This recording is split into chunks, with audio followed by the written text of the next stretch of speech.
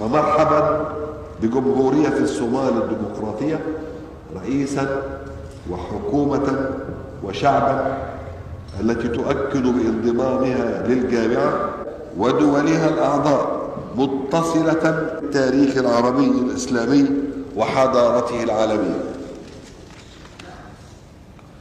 ولقد كان مفترضا أن يتم هذا الانضمام منذ وقت طويل تحقيقا لرغبات شعبنا الذي ظل ينادي بها، احتفاء بانضمامنا إلى الجامعة بالنيابة عن إخوانكم المندوبين وعن البلدان الشقيقة التي يمثلونها.